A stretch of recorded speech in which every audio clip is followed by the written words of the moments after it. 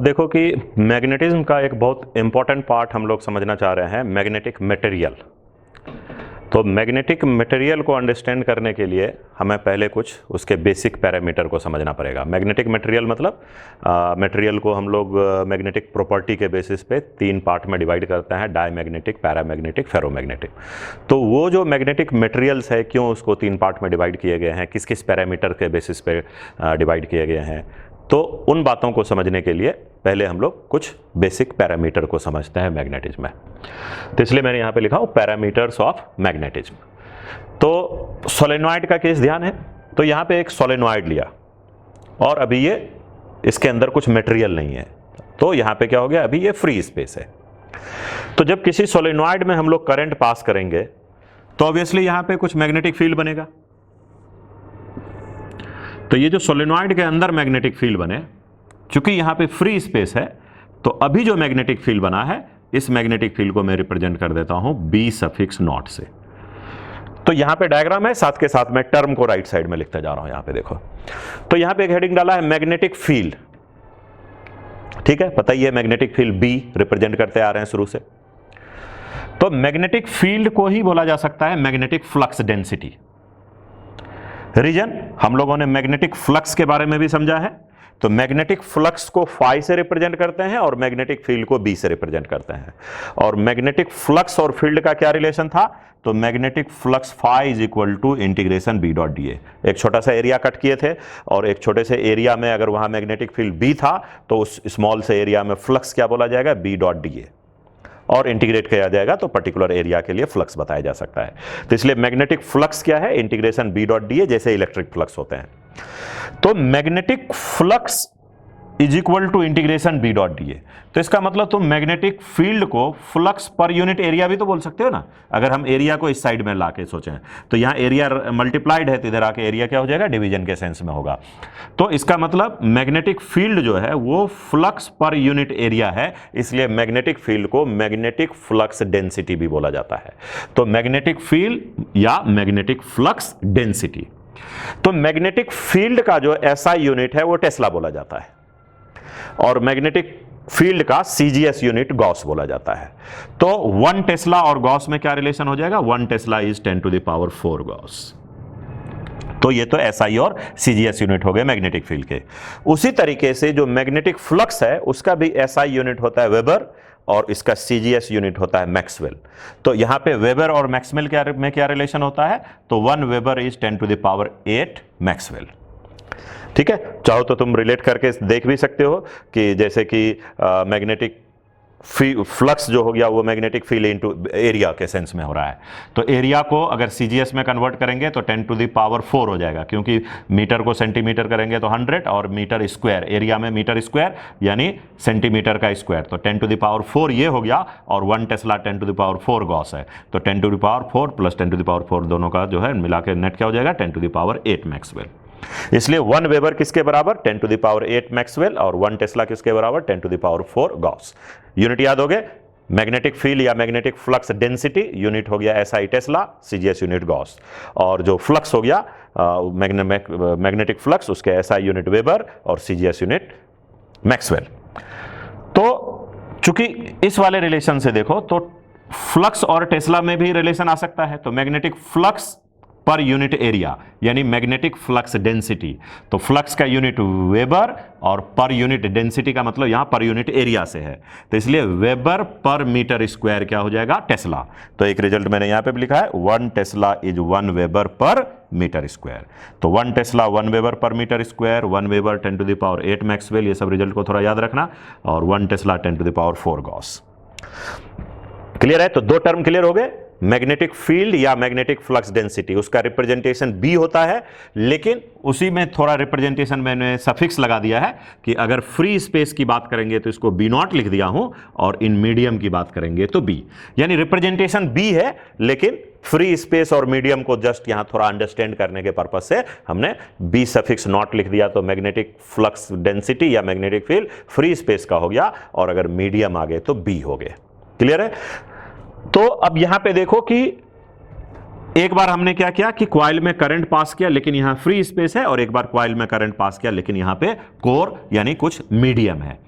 जैसे इलेक्ट्रोस्टैटिक्स में कुछ मीडियम रहता है, कैपेसिटर के बीच, प्लेट के बीच में मीडियम रहता है तो उसको वहां डाइलेक्ट्रिक बोलते हैं। उसी तरीके से यहां पे भी अगर कोई करंट कैरिंग कॉइल है और उसमें कुछ अगर तुमने मीडियम यूज किया तो उस मीडियम को यहां पे बोला जाएगा कोर। तो इलेक्ट्रोस्टैटिक्स में डाइलेक्ट्रिक टर्म यूज करते हैं और मैग्नेटिक फील्ड में कोर टर्म यूज करते हैं। तो अब दोनों केस में यहां पे करंट पास किया तो यहां पे फ्री स्पेस है, इसलिए यहां का मैग्नेटिक फील्ड को B0 से रिप्रेजेंट किया। और यहां पे जो मैग्नेटिक फील्ड बनेगा, जस्ट दोनों में थोड़ा सा डिफरेंस समझ में आए, इसलिए यहां के मैग्नेटिक फील्ड को B0 लिखा, तो इधर का जो मैग्नेटिक फील्ड हो गया ये B हो गया। तो magnetic field in free space and magnetic field in medium. तो अगर सोलेनॉइड का रिजल्ट ध्यान हो, अगर इसको लॉन्ग सोलेनॉइड ट्रीट किया जाए तो B0 इज इक्वल टू क्या हो जाएगा, तो ये हो जाएगा म्यू0 Ni।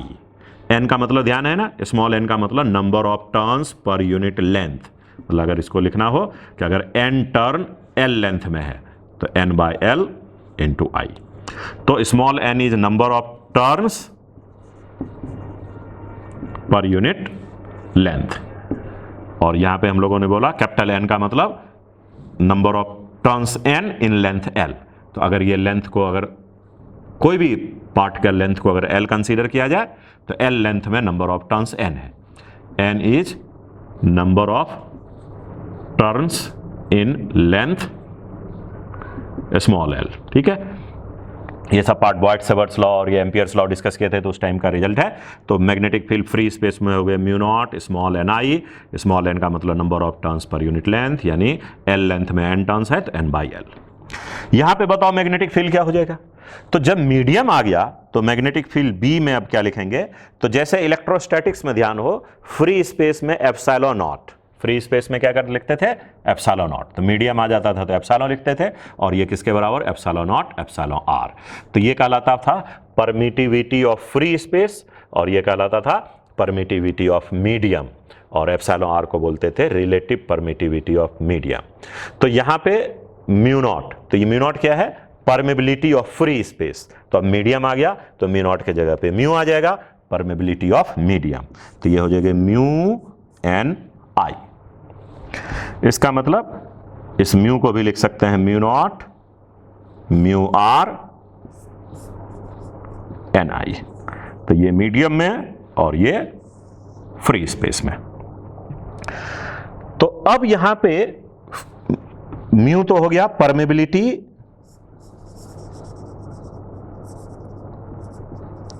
ऑफ मीडियम, और म्यू0 क्या हो गया, परमेबिलिटी ऑफ फ्री स्पेस। और यहां पे म्यू आर को हम लोग बोल सकते हैं रिलेटिव परमेबिलिटी ऑफ मीडियम। ये हो गया रिलेटिव परमेबिलिटी ऑफ मीडियम। तो यहां पे फ्री स्पेस था तो म्यू0, यहां मीडियम है तो म्यू, म्यू का मतलब म्यू0 म्यू आर। लेकिन ये वाला जो टर्म है n इंटू आई, ये दोनों केस में सेम हो गया, number of turns per unit length into current, number of turns per unit length into current. तो ये n इंटू आई जो टर्म है, इस टर्म को हम रिप्रेजेंट करने जा रहे हैं h से। इसको क्या रिप्रेजेंट करने जा रहे हैं, h से। तो इसका मतलब यहां पे क्या हो जाएगा, b equal to mu h, और फ्री स्पेस में ये रिजल्ट क्या हो गया, तो फ्री स्पेस में ये रिजल्ट हो गए B0 इक्वल टू म्यू0 h। तो एक नया टर्म अब यहां पे इंट्रोड्यूस कर रहे हैं h, और h का वैल्यू दोनों केस में देखो तो क्या हो गया, h इज इक्वल टू एक तरीके से b by h equal to क्या बोला जा सकता है, b बाय म्यू या B0 बाय म्यू0। तो h का मतलब B0 बाय म्यू0, यानी magnetic field in free space per unit permeability, या magnetic field in medium per unit permeability of medium. या इसी को बोल सकते हैं, अगर कॉइल के नंबर ऑफ टर्न्स के सेंस में बोलना चाहते हैं तो ये हो जाएगा number of turns per unit length into current I। तो ये हो गया H, और H को एक नया नाम दिया गया मैग्नेटिक इंटेंसिटी। आए समझ में मैग्नेटिक इंटेंसिटी का मतलब, अगर सोलेनॉइड के सेंस में चल रहे हो तो number of turns per unit length into current, तो क्वाइल के बीच में मीडियम है या नहीं है, तो मीडियम आने से बी चेंज हुआ, फ्री स्पेस था तो बी नॉट था, मीडियम के कंट्रीब्यूशन के बाद मैग्नेटिक फील्ड चेंज हो गए, तो पहले एक मीडियम मैग्नेटिक फील्ड को बी नॉट बोला, अब मैग्नेटिक फील्ड को बी बोल रहे हैं। लेकिन एच का वैल्यू अगर दोनों सिचुएशन में करंट सेम है तो यहां पे भी एच का मतलब एन आई और यहां पे भी एच का मतलब एन आई। तो इसलिए मीडियम को चेंज होने से हमारा जो मैग्नेटिक इंटेंसिटी है वो चेंज नहीं होगा। मैग्नेटिक इंटेंसिटी किस बात पे डिपेंड कर रहा है? क्वाइल के number of turns per unit length पे और करंट पे। मीडियम को कौन रिप्रेजेंट कर रहा है? तो मीडियम का रिप्रेजेंटेशन के लिए यहां पे परमेबिलिटी टर्म यूज किया गया है। तो फ्री स्पेस के लिए जो रिलेटिव परमेबिलिटी की जो बात हम लोग कर रहे हैं, रिलेटिव परमेबिलिटी ऑफ मीडियम, तो फ्री स्पेस के लिए म्यू आर का वैल्यू 1 हो गया, जबकि जो और मीडियम है, तो अब इसी में जो ये म्यू आर देख रहे हैं, इसी के बेसिस पे ये जो कोर है, कोर के फिर डिफरेंट हम लोग टाइप्स की बात करेंगे, और कोर का डिफरेंट टाइप्स हो जाएगा डायमैग्नेटिक, पैरामैग्नेटिक, फेरोमैग्नेटिक।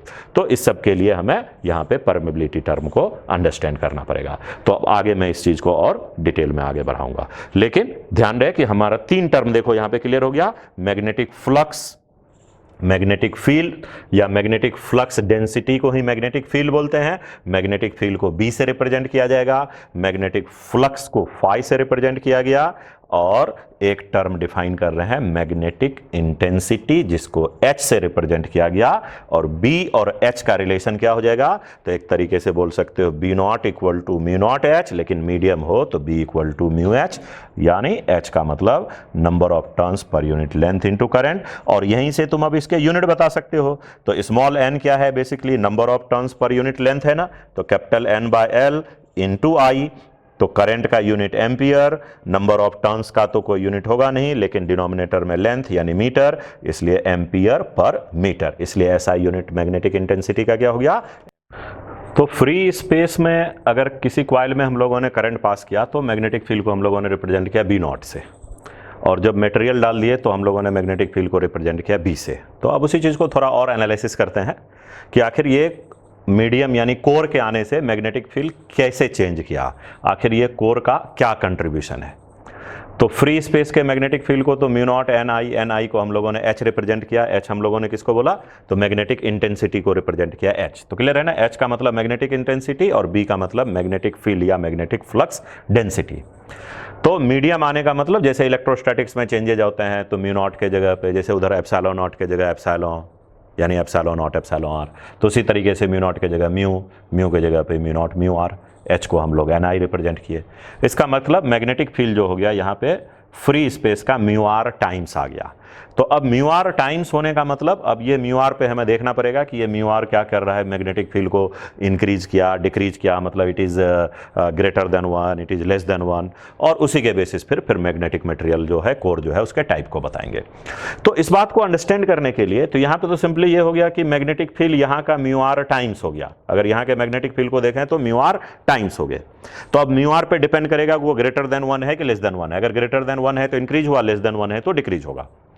तो इसी चीज को थोड़ा दूसरे तरीके से एनालिसिस करते हैं कि फ्री स्पेस जब था उस टाइम पे मैग्नेटिक फील्ड बी नॉट था। अब ये कोर जो है, तो कोर के वजह से कुछ ना कुछ इफेक्ट पड़ा, तो कोर का जो इंपैक्ट रहा उसको हम लोगों ने रिप्रेजेंट किया बी सफिक्स एम से, और टोटल मैग्नेटिक फील्ड बी हो गया। यानी अभी जो मैग्नेटिक फील्ड है, तो इसका मतलब ये जो केस है इसको हम क्या बोल सकते हैं, it is the superposition of coil and core, कि पहले क्वाइल था और क्वाइल के अंदर एक हमने कोर को भी साथ में इंसर्ट कर दिया। तो क्वाइल के वजह से तो मैग्नेटिक फील्ड अभी भी करंट सेम करंट पास कर रहे हैं, सेम क्वाइल है, यानी बी नॉट तो अभी भी है, लेकिन इस कोर का कुछ ना कुछ इसके अंदर इफेक्ट डाला। तो अगर मान लेते हैं वो इफेक्ट कितने रहा, बी सफिक्स एम, तो हमने उसको यहां पे प्लस कर दिया, तो नेट मैग्नेटिक फील्ड क्या हो गया, B not plus B M. तो बी सफिक्स एम यहां पे क्या है, magnetic field contributed by material core, कि यहां जो मटेरियल कोर है उसने अपना क्या कंट्रीब्यूशन किया। यानी ये क्वाइल के आने के वजह से जो ये कोर है, तो कोर मटेरियल जनरली क्या होता है कि शुरू में अनमैग्नेटाइज्ड रहेगा। अगर कोई हमने कोर लाया तो वो इन जनरल अभी अनमैग्नेटाइज्ड है, लेकिन यहाँ इसमें क्वाइल में आने के बाद उसके अंदर मैग्नेटाइजेशन हुए। हाँ, अब वो मैग्नेटाइजेशन कैसे कैसे होता है तो वो टाइप ऑफ मटेरियल पे डिपेंड करेगा, डाई पैरा फेरो, उसको हम लोग आगे जस्ट अब इसके आगे मैं डिटेल में डिस्कस करने वाला हूँ। हूं। लेकिन कोर का कुछ मैग्नेटाइजेशन हुआ तो कोर के मैग्नेटाइजेशन को रिप्रेजेंट करने के लिए पैरामीटर यूज किया हमने बी सफिक्स एम। तो फ्री स्पेस का बी नॉट, कोर का मैग्नेटाइजेशन होने की वजह से magnetic field B suffix M, दोनों मिलके नेट मैग्नेटिक फील्ड दे दिया बी। तो B is B not plus B M. तो बी एम हो गया magnetizing field contributed by material core. तो अब ये तो देख सकते हो तुम आसानी से कि बी नॉट को हम लोग क्या लिख रहे हैं, म्यू नॉट इंटू एच। तो उसी तरीके से ये जो मैग्नेटाइजिंग कोर है इसका जो मैग्नेटिक फील्ड का कंट्रीब्यूशन हुआ वो बी सफिक्स एम, तो इसको हम लोग लिखेंगे mu not time I suffix M. तो आई सफिक्स एम और एक पैरामीटर बोला गया और उसका नाम रखा गया है इंटेंसिटी ऑफ मैग्नेटाइजेशन। जो कोर मटेरियल है उसमें जो उसका जो मैग्नेटाइजेशन हुआ उसकी क्या इंटेंसिटी है। तो इसको कैसे डिफाइन किया गया कि अगर तुम्हारे पास ये कोर मटेरियल है तो कोर मटेरियल में बहुत सारे मैग्नेटिक डायपोल जो थे, अब उसका जैसे मैग्नेटाइजेशन हुआ तो इसके वजह से इसके अंदर बहुत सारे मैग्नेटिक डायपोल मोमेंट मिले। तो ये जो सारे मैग्नेटिक डायपोल मोमेंट हैं इसका वेक्टर सम ऐड कर देंगे तो ये सारे मैग्नेटिक मोमेंट जो हो गए, मतलब उस मटेरियल का टोटल मैग्नेटिक मोमेंट को यहां हमने m से रिप्रेजेंट किया और इस मटेरियल का वॉल्यूम v हो गए। तो इसका मतलब यहां पे इंटेंसिटी ऑफ मैग्नेटाइजेशन का मतलब हो गया कि किसी मटेरियल में magnetic moment per unit volume क्या है। तो कोर का साइज बड़ा भी हो सकता है, उसमें से जो भी पार्ट है तो हमें पर यूनिट वॉल्यूम में जाना है। तो पर यूनिट वॉल्यूम में नेट मैग्नेटिक डायपोल मोमेंट जो भी होगा, तो नेट मैग्नेटिक डायपोल मोमेंट यानी net magnetic moment per unit volume को बोला गया इंटेंसिटी ऑफ मैग्नेटाइजेशन। तो magnetic field contributed by material core कितने हो जाएगा, तो magnetic field contributed by magnetic core is magnetic moment per unit volume, जिसको हम लोगों ने बोला इंटेंसिटी ऑफ मैग्नेटाइजेशन। तो intensity of magnetisation into mu naught, तो इससे निकल गया magnetic field contributed by core. इसको एक और तरीके से डिफाइन किया गया, it is pole strength per unit cross sectional area. तो अगर इसको बार मैग्नेट के जैसा, जैसे अगर मान लो ये मैग्नेटाइज हो गया तो मैग्नेटाइज होने के बाद क्या हो जाएगा, ये इफेक्टिवली एक मैग्नेट के जैसा बिहेव करेगा। तो इधर की ओर नॉर्थ पोल, इधर की ओर साउथ पोल। तो एक तो तरीका हो गया कि total magnetic moment per unit volume बोल दें, या फिर इसका इफेक्टिवली ये जब मैग्नेट के जैसा बिहेव करेगा तो इधर का पोल स्ट्रेंथ अगर स्मॉल m है, इसका क्रॉस सेक्शनल एरिया a है, तो इंटेंसिटी ऑफ मैग्नेटाइजेशन को दूसरे तरीके से डिफाइन कर सकते हैं pole strength per unit cross sectional area. तो दो तरीके से इसको डिफाइन किया जाता है, magnetic moment per unit volume या फिर pole strength per unit cross sectional area. अब यहां पे मैं थोड़ा सा यूनिट डायमेंशन को भी, मतलब यूनिट वगैरह को भी डिस्कस करते चलते हैं। यूनिट समझ में आ गया तो डायमेंशन तो निकाल ही लोगे। तो मैग्नेटिक मोमेंट का क्या फार्मूला होता है, तो मैग्नेटिक मोमेंट का फार्मूला तुम्हें ध्यान हो कि अगर किसी कॉइल में करंट I पास कर रहा है, उसका एरिया A है, नंबर ऑफ टर्न्स N है, तो मैग्नेटिक मोमेंट का फार्मूला हो जाता है NIA। तो क्या यहां से मैग्नेटिक मोमेंट का SI यूनिट बता सकते हो, तो नंबर ऑफ टर्न्स का तो कोई यूनिट होगा नहीं, करंट का यूनिट एम्पियर हो गया और एरिया का यूनिट हो गया मीटर स्क्वायर। तो SI unit of magnetic moment is ampere metre square, ampere metre square. और मैग्नेटिक मोमेंट को एक और तरीके से डिफाइन कर सकते हैं पोल स्ट्रेंथ इनटू सेपरेशन से। तो जब मैग्नेटिक मोमेंट का हमें यूनिट पता है तो यहां से पोल स्ट्रेंथ का भी ऐसा यूनिट बता सकते हो। तो मैग्नेटिक मोमेंट का यूनिट हो गया एम्पियर मीटर स्क्वायर और इधर सेपरेशन का यूनिट हो गया मीटर, तो मीटर को इधर भेज दो, तो ampere metre square by metre, यानी एम्पियर मीटर हो गया SI यूनिट पोल स्ट्रेंथ का। क्लियर है, तो पोल स्ट्रेंथ का एम्पियर मीटर, पोल स्ट्रेंथ का एम्पियर मीटर, सेपरेशन हो गया मीटर, तो एम्पियर मीटर स्क्वायर किसके SI यूनिट हो गए, मैग्नेटिक डायपोल मोमेंट के। और अब तुम SI unit intensity of magnetization का भी बता सकते हो। तो magnetic moment per unit volume से अगर चलो तो ये हो गया एम्पियर मीटर स्क्वायर और बाय वॉल्यूम का मीटर क्यूब, तो ampere metre square divided by metre cube. Clear है ना, कि इसका यूनिट हो गया एम्पियर मीटर स्क्वायर। तो एम्पियर मीटर स्क्वायर को वॉल्यूम का यूनिट मीटर क्यूब से डिवाइड करेंगे तो क्या हो जाएगा, एक मीटर स्क्वायर गया तो एम्पियर पर मीटर। तो इसलिए SI unit of intensity of magnetisation क्या हो गया, एम्पियर पर मीटर। और इससे भी चेक करोगे तो वही आएगा कि पोल स्ट्रेंथ का यूनिट क्या हो गया, तो पोल स्ट्रेंथ का यूनिट एम्पियर मीटर और बाय एरिया, तो एरिया कितने, मीटर स्क्वायर। तो यहां से एक मीटर चले गए तो क्या यूनिट हो गए, एम्पियर पर मीटर।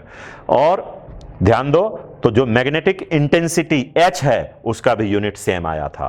तो इंटेंसिटी ऑफ मैग्नेटाइजेशन का भी यूनिट होगा एम्पियर पर मीटर और मैग्नेटिक इंटेंसिटी जिसको हम लोगों ने H से रिप्रेजेंट किया है उसका भी यूनिट हुआ एम्पियर मीटर। इसका यूनिट हमने पीछे ही डिस्कस कर दिया है, तो दोनों का यूनिट सेम है, एम्पियर पर मीटर। अब वापस इधर आ जाओ, तो अब देखो कि यहां पे मैग्नेटिक फील्ड B का मतलब हो गया, तो कॉइल का मैग्नेटिक फील्ड B नॉट, जो कोर है उसने भी अपना कुछ ना कुछ सपोर्ट डाला, सपोर्ट किया, अपोज किया, जो भी है कुछ तो उसका इफेक्ट रहा होगा, तो उसके इफेक्ट को लिखा B सफिक्स M। तो B नॉट हो गए म्यू नॉट टाइम्स H, और ये जो magnetic field contributed by core हो गया वो इंटेंसिटी ऑफ मैग्नेटाइजेशन का म्यू नॉट टाइम्स हो गए। तो म्यू नॉट कॉमन लेंगे तो यहां पे क्या हो गया H प्लस I, यानी magnetic intensity plus intensity of magnetisation किसका, कोर मटेरियल का। तो जो इंटेंसिटी ऑफ मैग्नेटाइजेशन होगा वो मैग्नेटिक इंटेंसिटी के ही प्रोपोर्शनल होगा, कि ये कॉइल में जितना H होगा और उस H के वजह से तो ये जो कोर है उसका मैग्नेटाइजेशन हुआ ना। अगर मान लो इसमें तुम करंट पास ही नहीं करो तो H का फॉर्मेशन नहीं होगा, H का फॉर्मेशन नहीं होगा तो ये जो कोर है उसका मैग्नेटाइजेशन नहीं होगा। तो कोर का मैग्नेटाइजेशन जो हो रहा है वो H के वजह से हो रहा है। तो कोर का मैग्नेटाइजेशन यानी intensity of magnetization is directly proportional to magnetic intensity, और यहां पे प्रोपोर्शनलिटी कांस्टेंट को बोला जाता है मैग्नेटिक सक्सेप्टिबिलिटी। ठीक है, ये हो गया intensity of magnetization is directly proportional to magnetic intensity and proportionality constant is magnetic susceptibility. यानी जो मैग्नेटिक सक्सेप्टिबिलिटी है इसका फार्मूला तुम क्या लिख सकते हो, तो magnetic susceptibility is intensity of magnetization per unit magnetic intensity. तो intensity of magnetization of the core per unit magnetic intensity is called magnetic susceptibility. तो अब अगर इसको यहां पे रिप्लेस कर दो, I सफिक्स M के जगह पे क्या लिख सकते हैं, मैग्नेटिक सक्सेप्टिबिलिटी इंटू H, तो H भी कॉमन आ गया तो क्या बच गया 1 प्लस मैग्नेटिक सक्सेप्टिबिलिटी।